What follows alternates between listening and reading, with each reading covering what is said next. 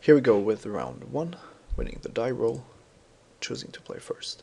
We have some islands and a Merfolk Traders, exactly what we wanted. Maybe ditching the archers or the scouts, and hopefully disrupting something on the way. Let's see if this works out.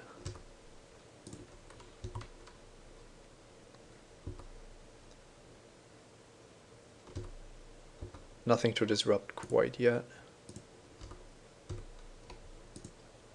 And we can just run this out there. It's possible that we want to discard the island. Yeah, if we draw a 4th one, we can actually do that quite safely. There's no reason to have 4 islands. But drawing the first plains would certainly be nice.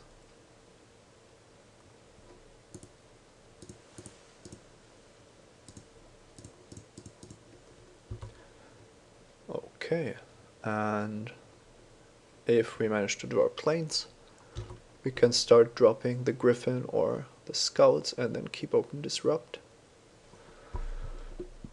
The first knight shows up. Maybe we can draw something to kill it, draw our own knight.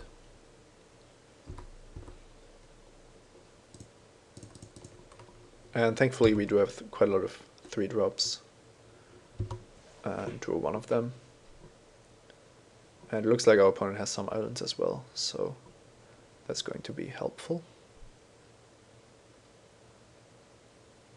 And he has a banding creature there that can attack as a band and block as a band, and then for the defensive option, then he's the one that decides how damage is stacked, basically. We did draw Knight of the Mist, so I'm just going to run it out there and get rid of his honor guard.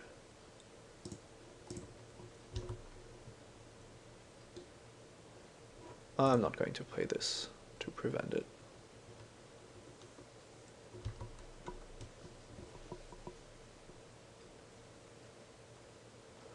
Heavy Ballista, that's a pretty good card, I think.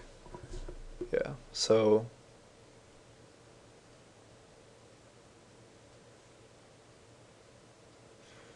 this could get interesting. We still have a good Cloud Elemental here, but yeah, and still not drawing a plane sucks.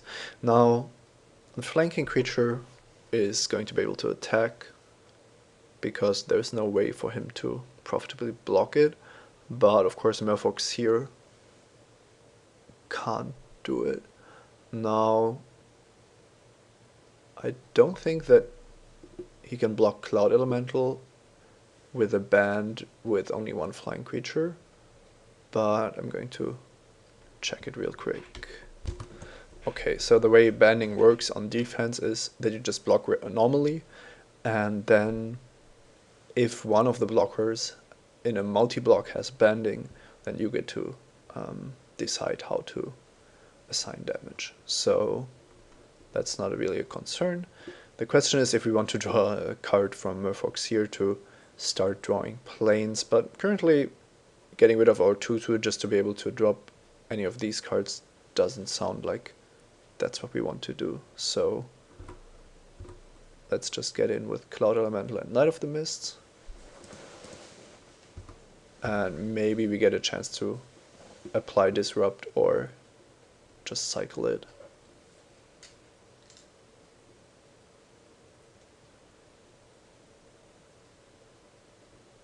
Okay. That looks like a chump block to me. I mean, this is flanking creature. It's possible that he didn't realize that. If he has a trick, he runs into Disrupt, so that's even better. Okay, that was fortunate for us. I think I can play the island, but we do have another Merfolk Traders in the deck, so let's just keep it. One reason to play it would be if we draw planes and want to drop Mistmoon Griffin, then we would still have Disrupt available. Okay, he does have the Shimmering Ifrit with its weird ability. And a unicorn that has a cumulative upkeep of 1. When it dies, he gains life equal to the number of H counters. That's also fine.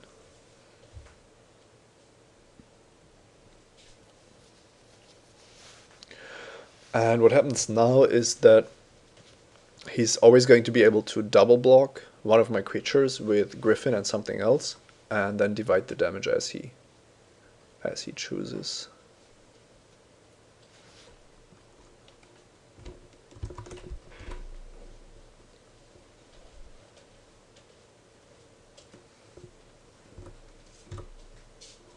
We drew the plane, so we have the option to get the Griffin into play or only the Scouts, keeping open Disrupt.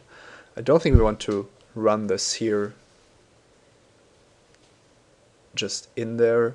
We could attack with Knight of the Mists, giving him the option to block with everything and only killing his Unicorn. That doesn't seem like a great play.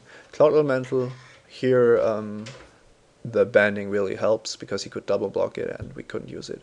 Now, I think we want to attack next turn with as many creatures as possible. So I'm going to drop the Griffin. He's going to have one creature face out and pay cumulative upkeep on the other one. So that sounds reasonable. Maybe we get punished for not having Disrupt here, but this game is looking fine so far.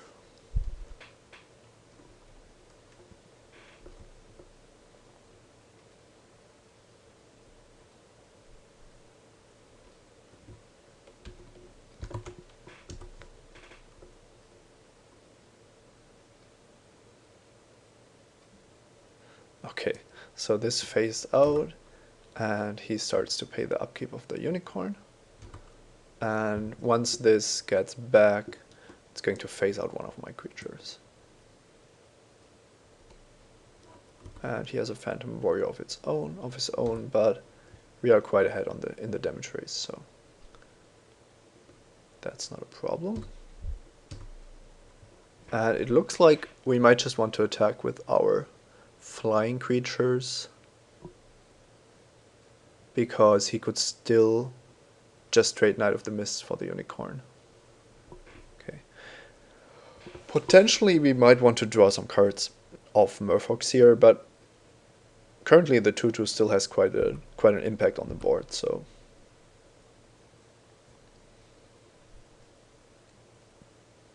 there's one more thing to consider. He might want to block the Griffin with his own Griffin, and that would mean that we want our Seer to die. That's actually an interesting point, and could mean that we just attack with everything but the traders, and then he gets to eat something, but we actually deal quite a bit of damage. Yeah, I like that even better. Let's see if that works out somehow. I hope that I'm able to stack the creatures going to my graveyard. I might have to check the settings, actually. Okay, he's just killing the Seer. That's a very good course of things, because I could really use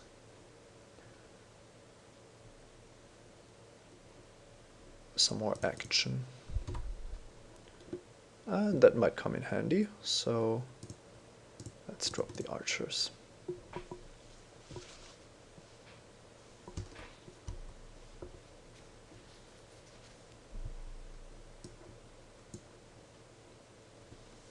Okay.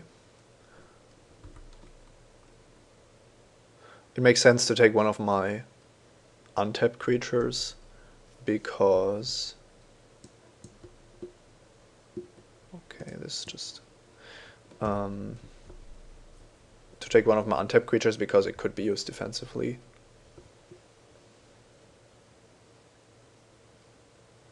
He's down to 5, but he will gain some life when the Unicorn dies.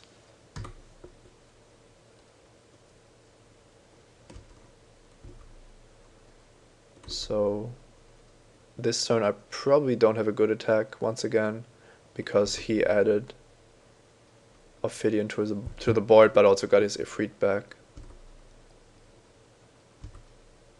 I don't know why this effect keeps staying on there, but that's fine.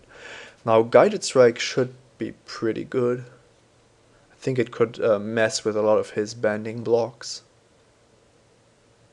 Although if he double blocks the Griffin with Griffin and Ifrit, then he still gets to eat it. But if we make it a 3-2, he's going to have to kill one of his creatures. So I kind of like that. Question is, if we run out the enchantment now, it's not going to act as a trick, but it's still going to make his life much more difficult, and we get to keep it in play. So I think we just do that.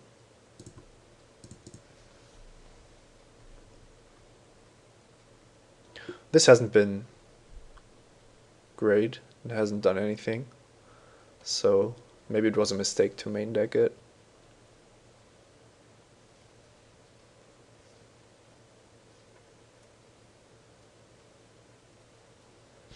Even if he double blocks the Griffin, in the worst case we still get back Merfolk's here as planned.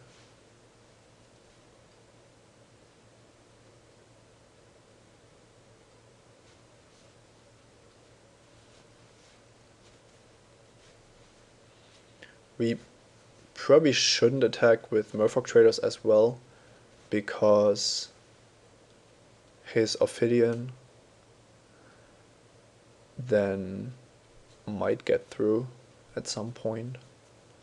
On the other hand, we do want to deal as much damage as possible, so don't really know which attack is correct here. It's also possible that we just wait another turn so that his Ifrit is gone and he doesn't have much on defense. I'm just going to attack with these and the archer, keeping back the traders. He can't kill my 3 toughness creatures with only 1 creature, so yeah, okay, he decided to concede there. Wasn't completely over, but it was looking quite fine. So our blue cards, or Manta Ray and Serpent, should do a good job. Our Knight of the Mists had a target, so everything worked out really great. Now, I'm not sure what we want in addition to that. Doesn't seem like there is so much else that we can make use of. I could see myself cutting the Disrupt, but we're going to be on the draw most likely this game, so it's not necessary to add a 17th land, in my opinion. And Disrupt might have its uses. I think I like it better than these cards here.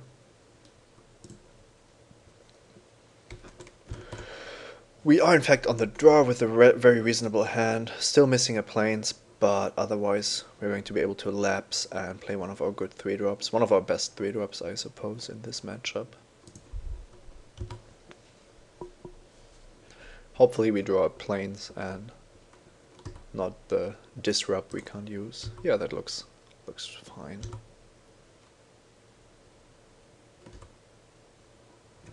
Merfolk Traders is best if you already know that you want to discard something, but I really want to keep all of these spells.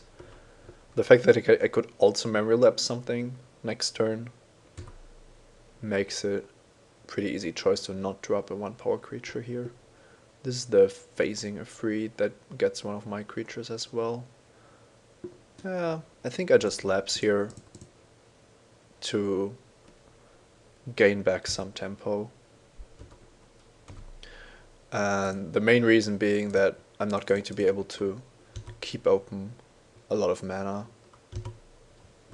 in the next turns.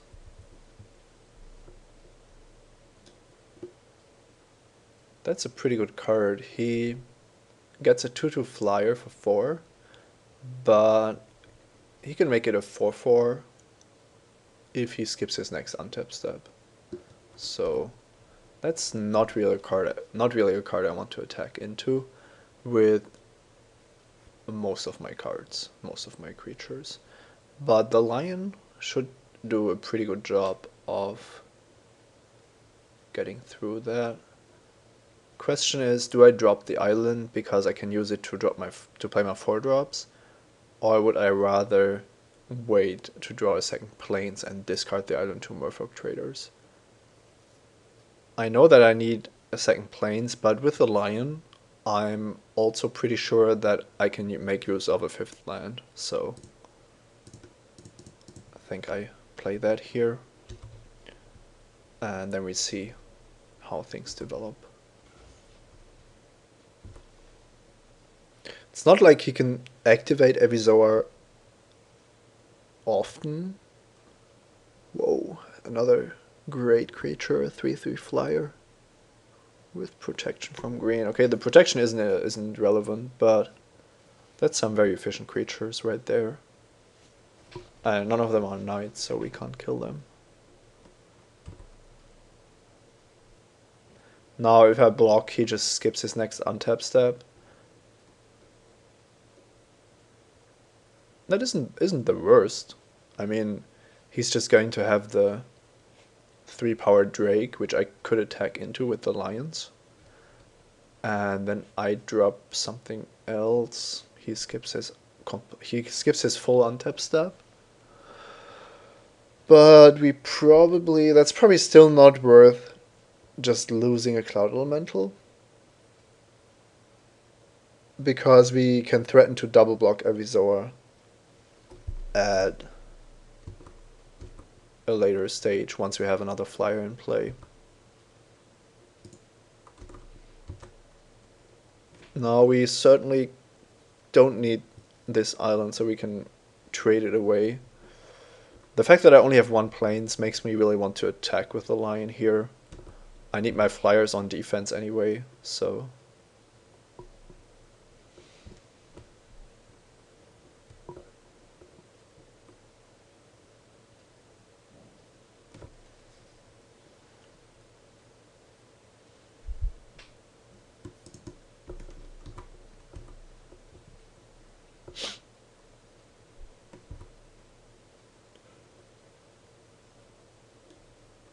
And we could drop the first strike creature or the one that destroys a black creature. We won't use the claws on this one, but while double blocking, the first strike is really unnecessary, so I think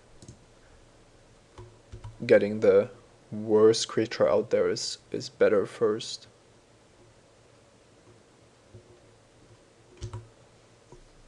And the problem is, of course, if he still attacks with Avizoa, we don't really have a choice. Well, we have a choice. We can just take 2 damage. That's actually perfectly fine. Avizoa is much more scary on defense.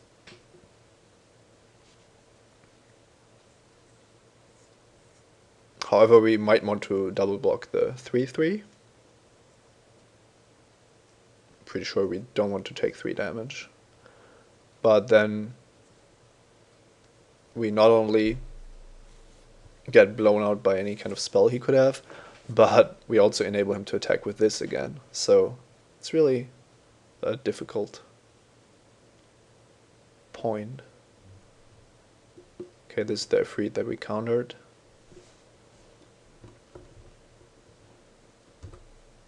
And now he has the potential 4/4 to block the lion, so that's not an option anymore. Could drop another flyer to have better blocking options, but he didn't attack last turn, so it's not likely that this is going to change. I think this might be the turn where we can use the traders to good effect.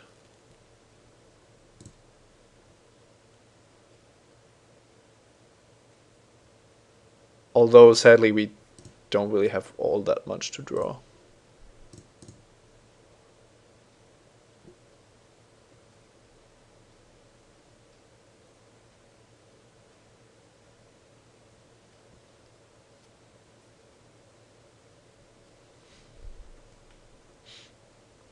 hope he doesn't have power sink here. We had to keep the island in our hand. Okay, we could play the land to activate the lion, but we don't really want to. On the other hand, we've used our traders. I think we can just get the planes out there.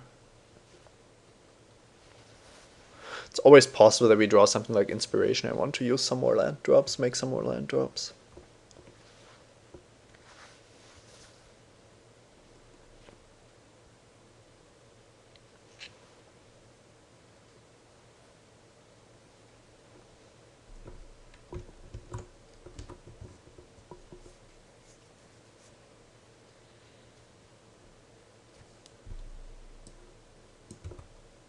Okay, his 2/2 is gone, but the creatures he has are still more threatening. And we either have to draw a trick of our own or hope that he doesn't find something that allows him to attack.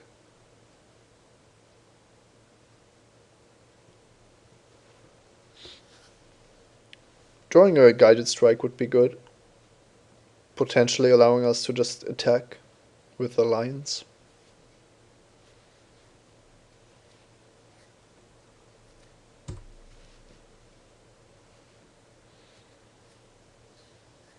The banding creature doesn't help our offensive plans, of course. It's not even a knight, so we can't kill it with ours.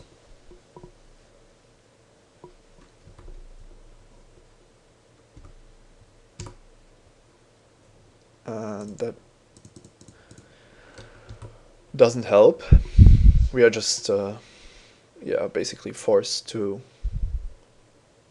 see what he shows us.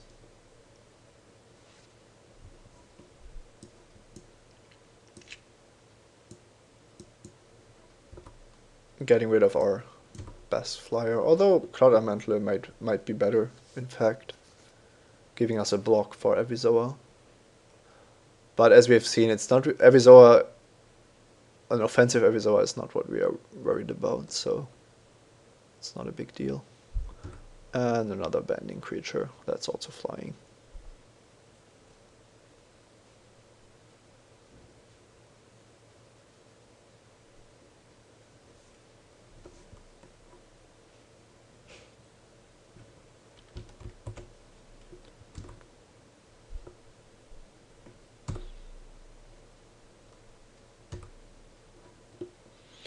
Okay, that card is quite interesting, giving us much more defensive capabilities. I think we just play it out here. It would be nice to ambush him in some way, but it's much more likely that we get blown out, so I like to have this in play.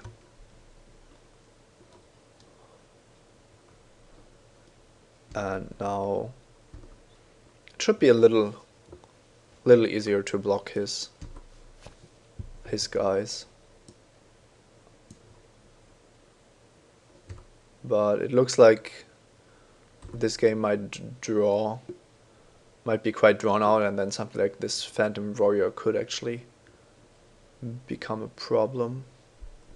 If he's content on just sitting there, I might have an option to get offensive with this, but that's really difficult against his banding creatures, so I'm just going to keep these knights as a way to deal with his knights rather than try to go on the offensive with them.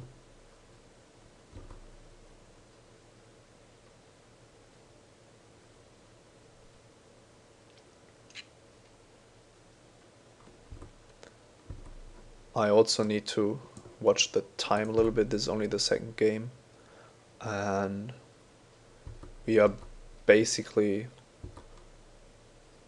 not making any more difficult decisions, just playing our stuff and seeing if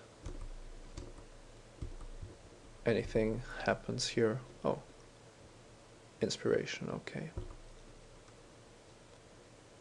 We also had our own inspiration in Merfolk traders, but those didn't really help too much.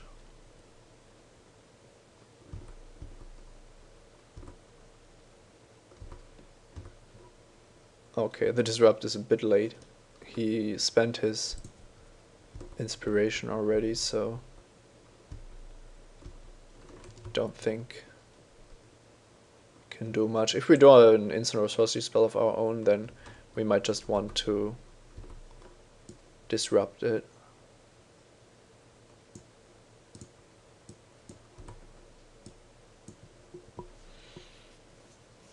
But it looks like we just die in 7 turns to the Phantom Warrior.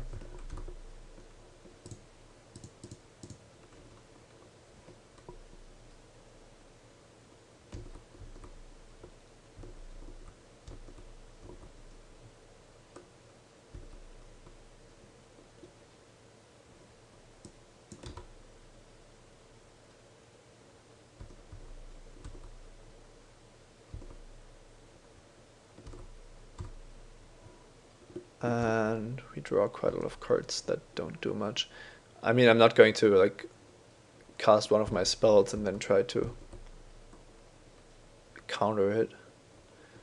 It might have been a reasonable line of play to just drop the knights and try to attack into the banding creatures and see what happens. I mean, it's not really simple to understand banding, and I certainly haven't ever done it on Magic Online, so yeah, might have been a reasonable choice. But we would also have to activate the lion on Avizoa, and then hope that he doesn't find a profitable block with his banding guys, and both didn't seem very reasonable. So okay, guided strike. Here we go.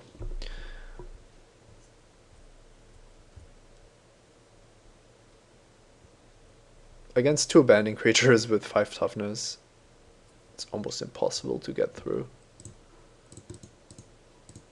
And we are almost dead already also, so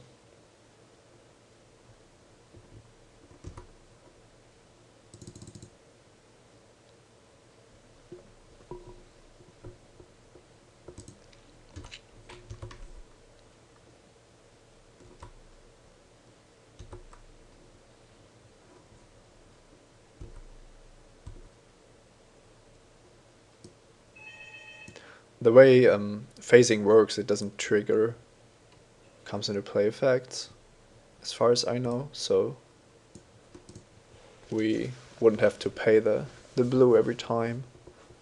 I might be wrong though.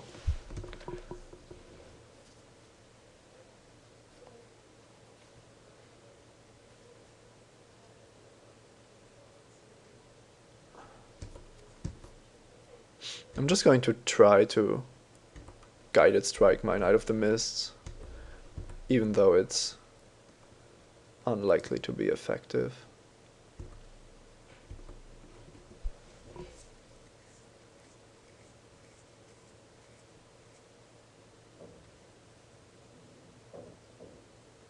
Okay, he just doesn't block. Yeah, that's also very reasonable. Let's guided strike anyway. And then disrupt the guided strike.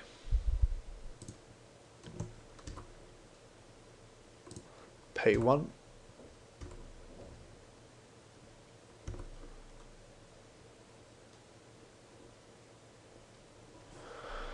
And it doesn't look like we are drawing out of this, but who knows.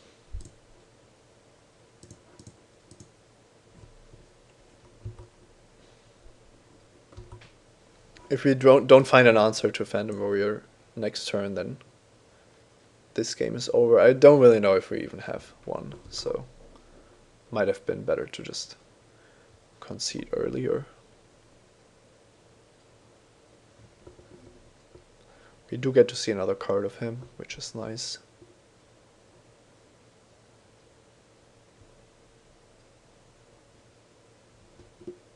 Yeah, the Ballista.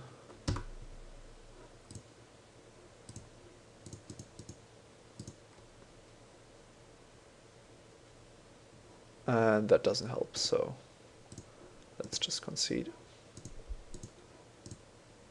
Ray of Command would have been great. Or would it? No, we can't really use Ray of Command to get rid of a Phantom Warrior, I guess. So I think Apathy might actually be what we want here, the way this game went. I also like Phantom Wings quite a bit, but it's probably just not good enough.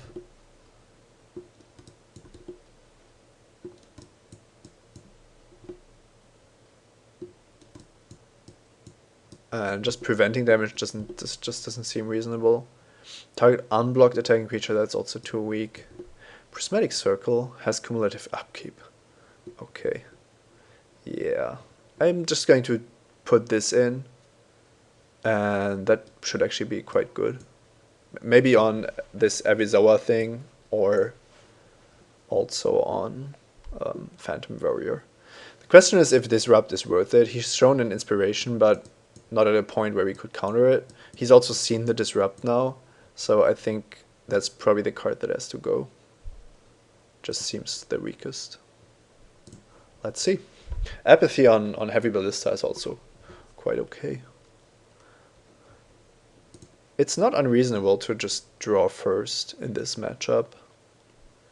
The way, the slowness with which everything moves. Yeah, I think I'll try to draw with only 16 lands. Of course, this would probably be better on the play, so we probably messed that up, this decision. But I really like to see the Merfolk Traders there. And the perfect draw would be the Manta Ray, or what it's called, as a 3/3 3-drop.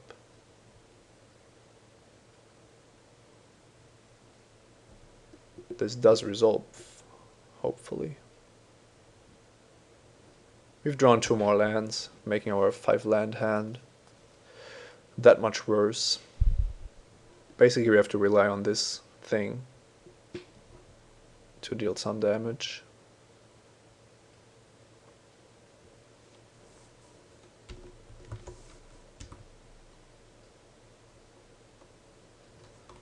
And that's not a 3-drop unless he plays a knight on turn 3.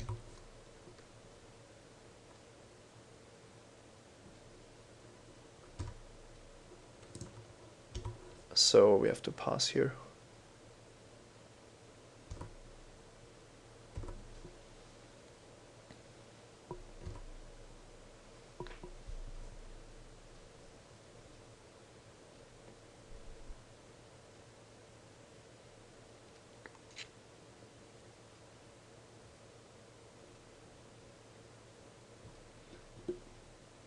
Don't think he attacks here.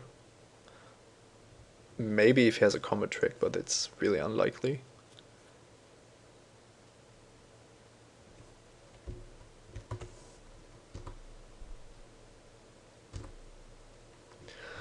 Cloud Elemental 1 turn too late, and he does have Inspiration mana. If we had the Disrupt, then I would just drop Cloud Elemental, leaving open a blue. But because we don't, I'm going to run out the Serpent. It plays into counter spells, but don't think I can do something about that. Yeah, that's a good start. And if he doesn't have Inspiration here, it's even better, because it means he didn't have anything to play this turn. Which could mean that he's sitting there with only 5s and 6s, which wouldn't be the best either, considering that there aren't really many in this format, and the one which he's shown us is a 3/3 flyer.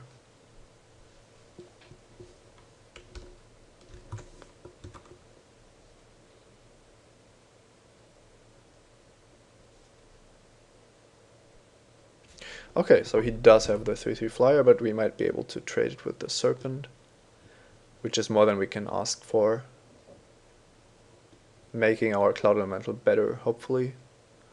Would be nice to have the guided strike or the parapet, but we only have one draw to find it.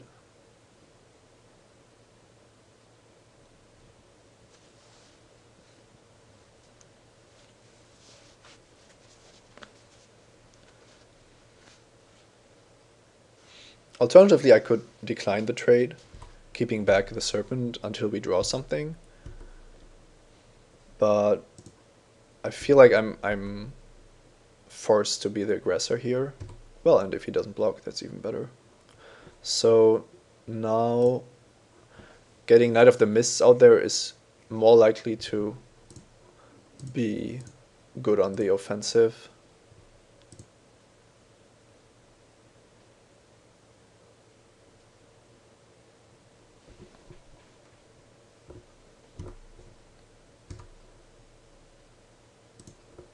And we do not want to kill it.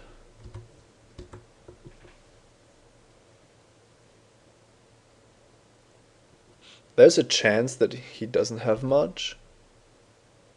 And if he doesn't drop anything here, it's possible that he just wanted to... Well, that's an interesting attack. Now, I've actually no clue what's going to happen. It could be that he's just pumping his Ophidian, which means that it might be in my best interest to just block with the traders. But if I block with traders and Knight of the Mists, obviously Ophidian would die. So it's almost guaranteed that he has something. Of course, I don't know the spells in this format. There could be, well, I don't know, some weird. I know that there is each creature gets +1/+1, which would allow him to kill the Knight of the Mists, which still wouldn't be a great trade for him. I think I'm just going to let him show me what he has.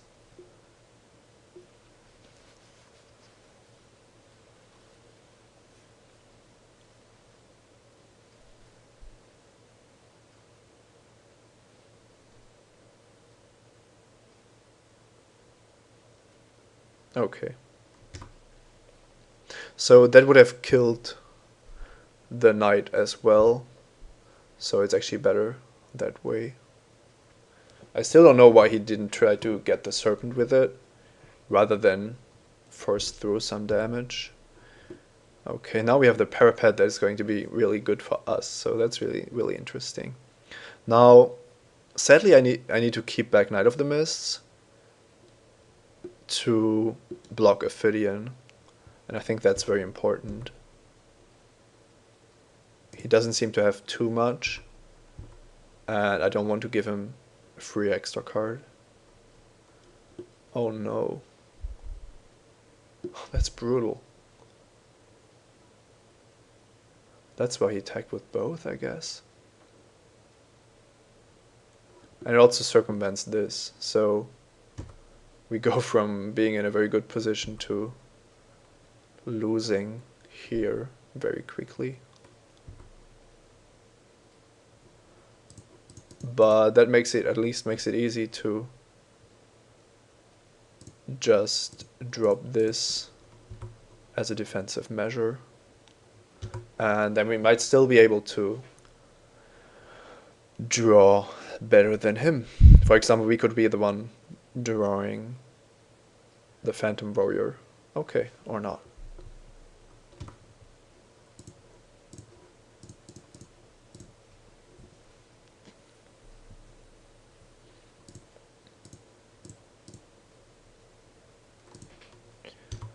I think that if Manta Ray resolves, we just get in there with Knight of the Mists. He doesn't have a good block for it, and we do have protection for Ophidian.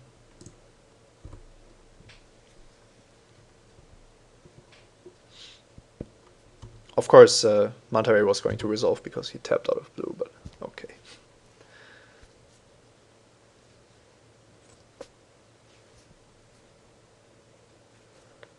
2/3 flyer with protection from red, that's okay. Now, it can't be blocked except by blue creatures, okay. We are drawing quite nicely here, so no complaints about that.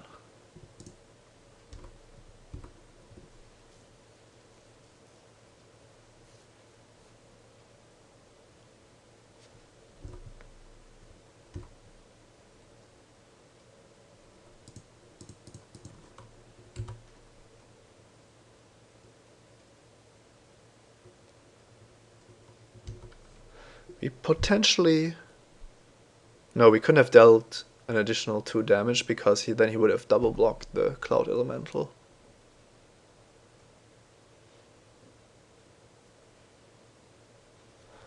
2/5 with Vigilance, and we get a very nice card here. But him having Ardent Militia means that Knight of the Mist is out of the running.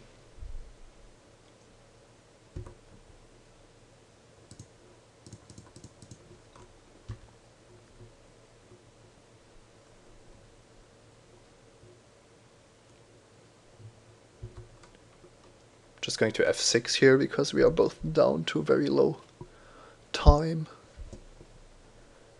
If it's only Phantom Warriors beating down on each other, then we should be a favorite to win here.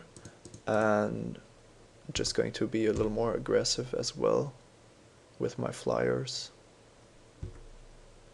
Parapet doing a very good job, and our draws shaping up quite nicely as well.